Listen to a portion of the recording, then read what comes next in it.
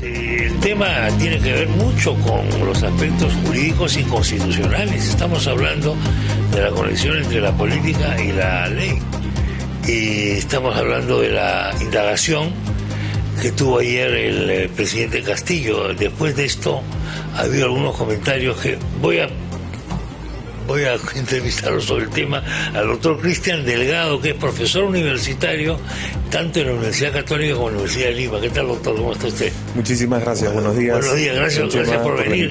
Oiga, no tenemos mucho talante democrático, creo yo, en el Perú, porque ayer el presidente, después de decir que había cumplido con esta diligencia indagatoria, digamos, pues ha dicho que él no se mete en una embajada o no se mete acá, como si fuese ilícito meterse en una embajada y no asistir al interrogatorio, o no al interrogatorio, a esta indagación. Se presenta esto como un mérito, cuando no debería ser así. Claro. No sé qué opina usted. Bueno, en primer lugar, creo que hay una falta de un lenguaje adecuado a utilizarse. O sea, los mensajes que él está básicamente emitiendo no son, como por así decirlo, los más efectivos o asertivos. ¿Por qué le digo? Porque para comenzar, él en algún momento, o a través de sus redes, o quien le maneja las redes, indicó de que había tenido una reunión con fiscales. Sí, una reunión, claro, sí. Pero es que esto no es una reunión. No es eso lo mismo. Entonces, claro, el solo hecho de minimizar de alguna manera una diligencia fiscal, que es básicamente una cuestión preliminar para ver el indicio de un delito, reducirlo a lo que pues estoy comentando, que es una mera reunión y que se dijo por voluntad o no, y luego decir de que no se esconde, de que no va a una embajada, pareciera de que es un gran mérito, cuando en realidad en menos de un año un presidente está sometido a una serie de cuestionamientos e investigaciones que ya de alguna manera deslegitiman su papel. Entonces, la reunión fue la de la vez pasada, cuando él va al Ministerio Público. Exacto. Eso fue una reunión. O reunión fue exactamente a lo que él se le está imputando, con algunos postores y personajes. Esas que pues no debería haber existido esta reunión. Que legalmente es inadmisible eso. Exacto. No se puede hacer, correcto. No está haciendo esto ningún favor. Antes hablábamos con el doctor William Aspucio, el presidente en esta conversación, en esta testimonial que ha brindado sobre el tema de los ascensos militares, todavía, o de repente nunca, está siendo investigado, propiamente dicho, y menos acusado. ¿Qué tendría que pasar para que la indagación se pase a la investigación, y de la investigación a la acusación, y el carácter de la persona cambie, pasar de imputado a acusado, investigado, imputado, acusado?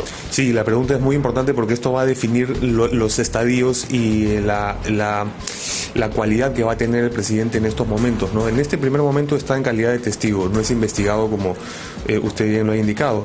Eso significa que tan solo está esclareciendo algunos hechos que lamentablemente han ocurrido en su despacho. Sí, pues. Nadie lo mandó a que se reuniera con estas personas. Sí. Como quiera que se reunió, entonces la Fiscalía, en pleno uso de su autonomía, tiene que investigar.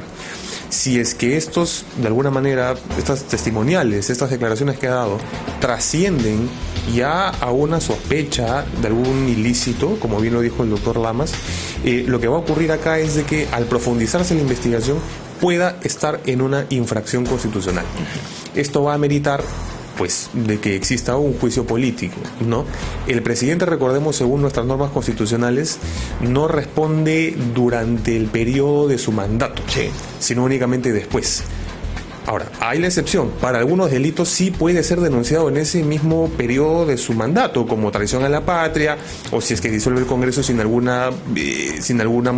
sustento o motivación. Claro. Pero para los delitos ordinarios, lo que se hace es, una vez que se ha investigado y que se determina de que hay ahora sí la comisión de un ilícito, esto puede servir para que el Congreso justamente lo pueda imponerle una sanción, ¿no?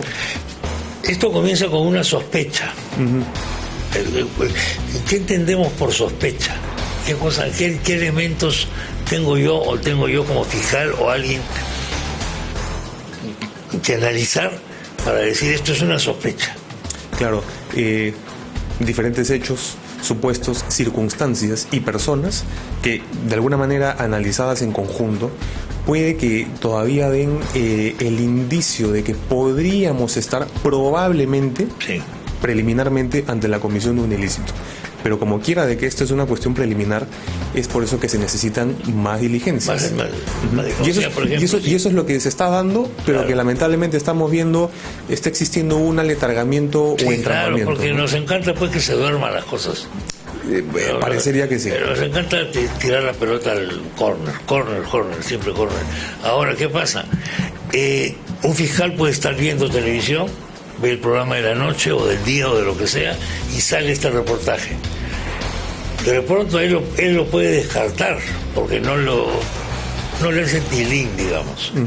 Pero si hay algunos elementos, no puede ignorarlo, porque eso puede tener una repercusión legal. Por supuesto. Una repercusión fiscal, el reportaje periodístico. Y así comienzan varias investigaciones, ¿no? Exacto. En teoría penal, pues es lo que se le llamaría la noticia criminal, ¿no? O sea, la sucesión de hechos que podrían determinar, aún no sabemos, pero que podrían determinar a una futura comisión de un ilícito, ¿no? Y el Ministerio Público, por su autonomía constitucional, está exactamente en el deber constitucional de investigar. ¿Qué sucedería si, por ejemplo, yo soy el fiscal, veo ese programa de televisión, veo las escenas que estamos repitiendo acá, estas escenas verdosas por la cámara nocturna, y no hago nada, y mañana la prensa me dice, ¿usted ha visto el reportaje? Sí. ¿Y por qué no hace nada? Bueno, no lo considero relevante. ¿Es verosímil una cosa así? ¿Sería factible una cosa así? No, porque la Fiscalía, bueno, también puede iniciar actuaciones de oficio. Entonces, ante la sospecha, como bien le había comentado, se activan inmediatamente estas banderas rojas. Y es más, no solo la Fiscalía, sino también usted habrá visto de que incluso la Contraloría inmediatamente, no digo que en el ascenso de las Fuerzas Armadas, sino en la última evento de la compra del biodiesel, también comenzó de oficio estas investigaciones que llevaron a una nulidad de este contrato. Nulidad del contrato, pues. Nulidad jurídica, por cierto. Claro. Sí. Esto, no sé si va a ser. Es muy legal esa nulidad, no estoy seguro. ¿Cuál, perdón? ¿Ah? Es muy legal. Esta nulidad. No, totalmente. Al declararse la nulidad, ya es como si no se hubiese celebrado el contrato. Pero hay que diferenciar también de que la nulidad de un acto administrativo, que es la compra pública, ¿no? No exime de otras responsabilidades. Sí, claro. Entonces, eso es algo completamente independiente, ¿no? Pero parece que ya... Es como si se dijera que pero no hubo ningún ascenso de lo recomendado por el presidente, es otra materia. Exacto. Una cuestión es la administrativa, ¿no? La policial, en este caso, lo que se está investigando...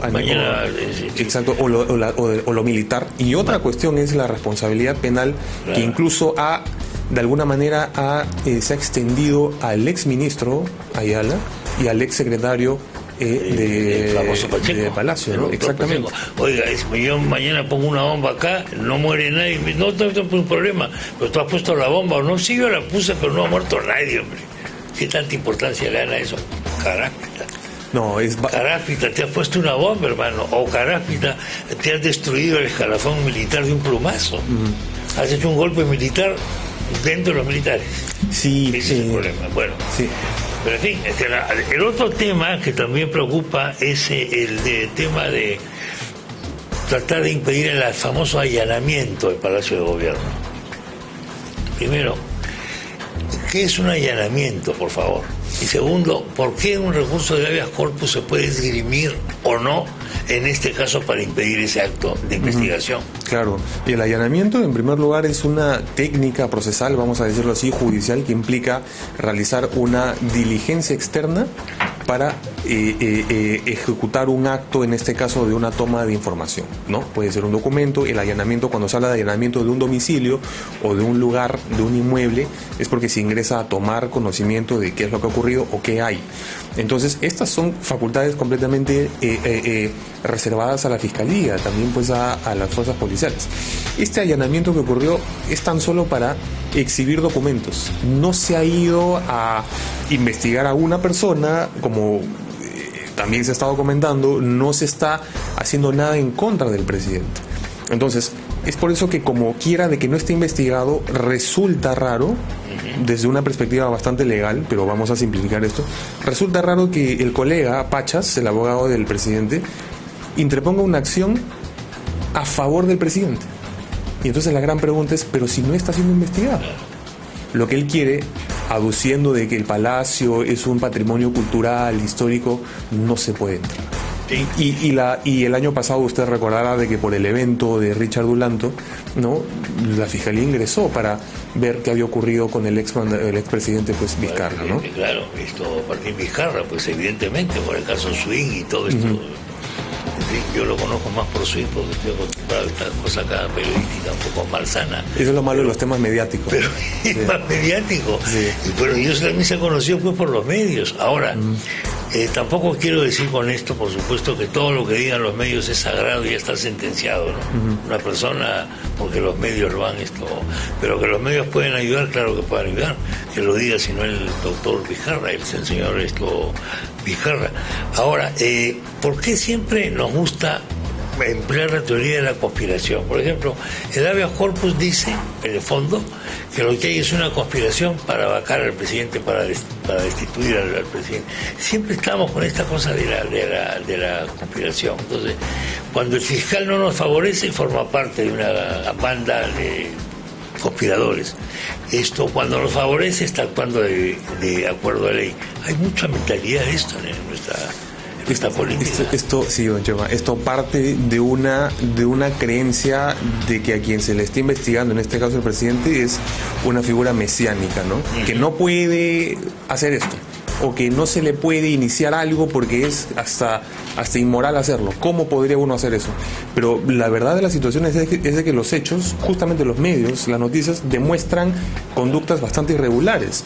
Ahora, y yo desde una perspectiva también a nivel ya más de estrategia en litigio, en un habeas corpus me parece muy jalado de los cabellos de que uno pueda decir quiero evitar la vacancia del presidente. Esa no es la vía, no es el argumento y no es algo que ni siquiera el juez que ya admitió, por cierto, el habeas corpus, no es algo que le va a beneficiar para el análisis de este habeas corpus.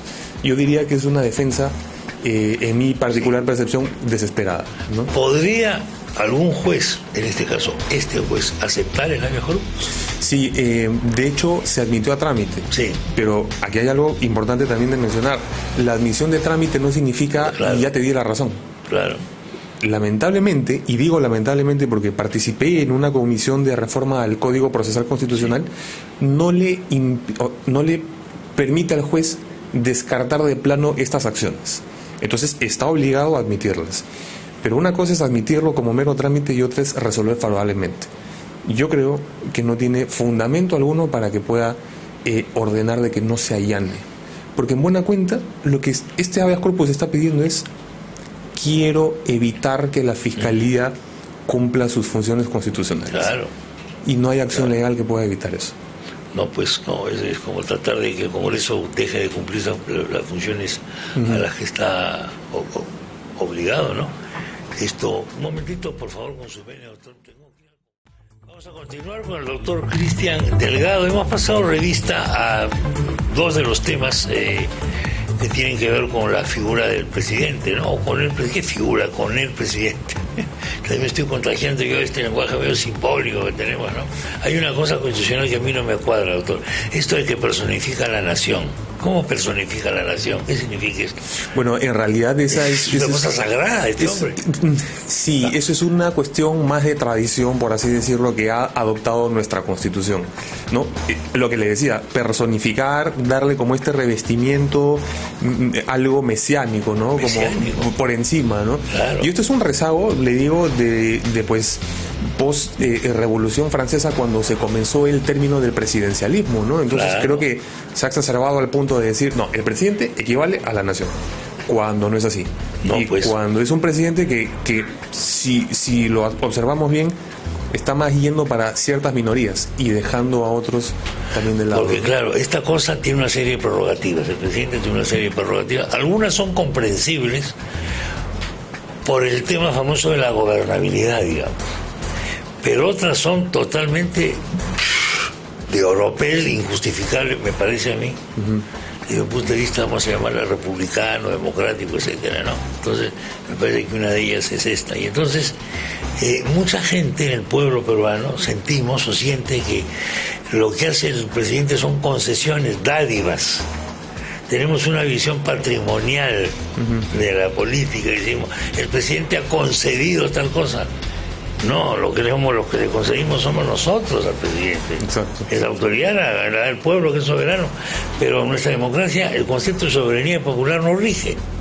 Lo hemos reemplazado por gobernabilidad. ¿Qué nos ha pasado ahí? No, lo que usted comenta es muy importante, o sea, el tema de más de ser más una entidad, ¿no? Así omnipresente, omnipotente que comienza a ser asistencialista, el tema de las dádivas, el tema de los presentes, el tema de estos incentivos que entiendo tienen una finalidad a corto plazo. Pero lo que usted comenta, esta cuestión de la gobernabilidad, que pasa en primer lugar por rodearse de personas que puedan justamente ir en el mismo sendero, de que puedan hablar el mismo lenguaje, no responder a otros intereses, creo que se ha perdido de vista, yo diría no ni siquiera de este gobierno, sino anteriormente. Sí, lamentablemente ha comenzado mal este presidente por el entorno. El sistema ha funcionado con ese tipo de cosas. Hay un artículo de Cerrón que me parece que se puede discrepar todo con él, pero una cosa no se le puede discutir, es que sea claro. Tiene una claridad meridiana. Él dice, el presidente está sometido a varios círculos concéntricos, dice, de poder. El primero de los cuales son los sobrinos, los paisanos, los chotanos y los visitantes de Zarratea, a las que, por supuesto, nadie ha elegido para ningún cargo. Exacto. Pero nos parece normal, y dice, ¿y por qué? En aras de la gobernabilidad, dice. No sé cómo llamarla. Yo creo que es que no puede haber justificación de gobernabilidad en todo esto que está haciendo, porque, como le digo, ya denota mucha irregularidad. O sea, la manera como él está conduciendo estas cuestiones, que vamos a llamarlo porque no tenga experiencia o qué sé yo, ok, se le pasa eso, pero no puede lindar esta inexperiencia con ya la ilicitud en varias de las cuestiones que está haciendo. No creo que por apelar a la gobernabilidad deba servir como que un parche, como que algo inmediatamente para tapar o para justificar todo esto que está ocurriendo, ¿no? Entonces, es muy cierto lo que comenta el tema de Cerrón, de estos círculos concéntricos. Yo creo que él debe mucho a mucha gente, y ese es el tema. ¿Debes a mucha gente? Sí. Sí, yo creo que él está en deuda con muchas personas, muchos grupos, y eso hace que tenga que priorizar frente a otros grupos también, o sectores de repente más vulnerables, ¿no? Ese es el tema. Está gobernando por Twitter y a corto plazo, realmente. ¿Y cómo podemos fiscalizar a los ciudadanos? No podemos. Lo que pasa es que no, es muy importante, porque el presidente, lo hablábamos al inicio de la entrevista, él es irresponsable a nivel político, pero hay un control, por así decirlo, más indirecto al presidente.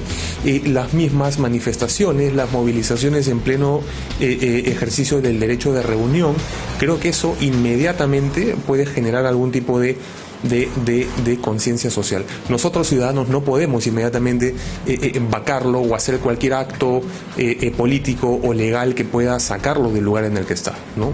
Tiene estos mecanismos, como le comenté, el antejuicio político, una denuncia, pues, en el caso de ciertos delitos, pero más allá de eso es básicamente protestar, manifestarse y decir de que esto no está yendo bien. Pero claro, eso evidentemente llega hasta un punto, pero no llega más allá, ¿no? Salvo, claro, que busques el muerto o los muertos. Claro. Si buscas los muertos y consigues los muertos, o incendias la oficina o el lugar público que sea, o cortas la carretera o cosas así, que como se están haciendo las manifestaciones en el Perú, que tienen credibilidad, que tienen, ¿cómo se llama?, importancia para el régimen. Sí, para los gobiernos, eso es lo importante. Lo otro no. Las que lo benefician, sin duda, válidas, legítimas, pero aquellas otras que más bien están en contra o quieren tan solo hacerle ver algún defecto, no, esas son las que sí hay que reprimir. Bueno, ahí sí viene el tema de las conspiraciones, esto y el otro, y lo demás. Hablando del tema del habeas corpus, ¿qué pasaría si el juez le diese la razón al recurso de habeas corpus? Bueno, ¿qué ocurriría? Realmente, en el improbable caso, pero no vamos a descartarlo, en el improbable caso, lo que puedo anticipar que diría una sentencia como esta sería de que se impide al menos a estos 3 fiscales que hicieron esta diligencia retornar a Palacio, pues, para tomar la documentación o la información. Pero como le digo, esto es casi ir en contra de la propia esencia del Ministerio Público, ¿no? Pero de acuerdo a lo que ha pedido el colega Pachas, lo que está pidiendo es eso. Porque justamente estos 3 fiscales son los adalides de la vacancia, del desgobierno, de la inestabilidad, y eso es lo que están buscando al hacer el allanamiento. Ese revestimiento victimista que le quiere dar, pues, llegaríamos a una dictadura judicial o de un sector de la justicia. Sería totalmente una dictadura esto, y esto hay que tener mucho cuidado, porque también se habla del famoso lawfare, o de utilizar el derecho y el ámbito judicial realmente como una reprimenda, como una vendetta, como una venganza, todo para que uno se victimice, autoridad política, y diga, no, si me toca a mí esta cuestión judicial es porque algún tipo de rencilla tiene conmigo. Claro. No puedo estar sujeto a esto. Entonces, todo pasa por una cuestión de identificación del propio presidente como alguien intocable, ¿no? Como alguien que no puede... Intocabilidad. Exacto. La intocabilidad. Por ejemplo, que vengan a Palacio y yo no voy al Ministerio Público. A mí no me suena bien. Ahora, puede haber explicaciones de que si el presidente va al Ministerio Público, la prensa lo va a hostigar, no sé qué, pero la prensa es así. No, y la prensa también es muy fiscalizadora. Ahora, hay que tener en cuenta algo. Esto se ha llevado al punto de la caricaturización, el tema de la transparencia que tanto se promulga, se propugna en el gobierno, y hay de verdad que situaciones lamentables. Por ejemplo, el ministro de Justicia, Aníbal Torres, pues también manifestó, ¿no? Señor presidente, regrese. Sí. Y cuando regrese ponga un cartel que diga, fiscales, bienvenidos, entren, ingresen. Sí. No me parece que tampoco sea la forma de decir eso, ¿no? O sea, eso tiene unas salidas raras, ¿eh? Sí. Debo decir que son salidas raras. Ahora, yo no sé, el ministro de Justicia generalmente, el perfil que suele tener es de un personaje sobrio, legalista y con un nivel jurídico importante. Totalmente de acuerdo. Ese es el perfil, pero no sé si ya pasó de moda eso. Y yo me permito adicionar algo. El ministro de Justicia no es abogado del presidente. Claro, porque dicen es el abogado del presidente. No. El abogado del presidente es este que ha presentado el habeas corpus. Exacto, el doctor Pachas. Este doctor. Entonces, pero... El ministro de Justicia del país, no abogado del presidente. Exacto. Y lo tenemos reuniéndose minutos antes de esta toma de declaración de testigos, ¿no? Que incluso el mismo presidente, a través de su abogado, había pedido anticipadamente la lista de preguntas. Sí, claro. Cuando eso no es posible, evidentemente. Entonces, son malas señales. ¿Cómo vas a pedir la lista de preguntas? Es igual que si tú quieres hacer una entrevista a un X, dice, mándame las preguntas. Yo te puedo mandar las preguntas. Alguna vez me ha pasado, ¿ah? Uh-huh. De que de Palacio alguien me dijo cuáles serían los temas para tratar con el presidente, y yo le mandé, era por fax, una respuesta que decía actualidad nacional e internacional, muchas gracias. ¿Qué otra cosa puedes decir? No puedes mandar las preguntas por escrito. Exacto. Y que se pida o se cometa la audacia legal de pedir preguntas anticipadas, vacía de contenido eso. No se conoce, no se sabe cómo funcionan las cosas, ¿eh?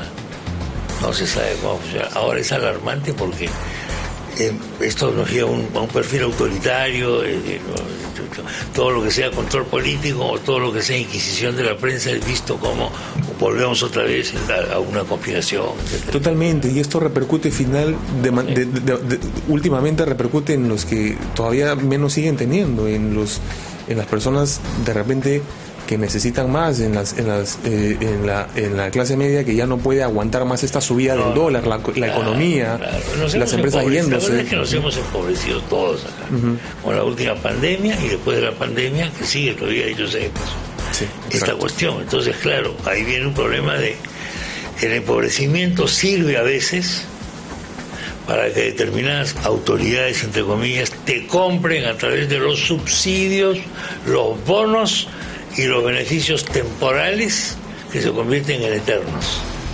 Y ahí viene el problema. Ese es el famoso asistencialismo. Ahí viene, ese es paternalista. Ese, ¿no? Es el opio del pueblo. Exactamente. El opio del pueblo. Antes a Marx, que era una palabra de fervo, decía, la religión es el opio del pueblo. No, el opio del pueblo son los bonos, son los subsidios. Son la heroína de un puñado de billetes ahí. Antes de dar la comida en un plato es mejor enseñar a producir, a trabajar eso, ¿no? porque lo otro es cortoplacista. De acuerdo. Bueno.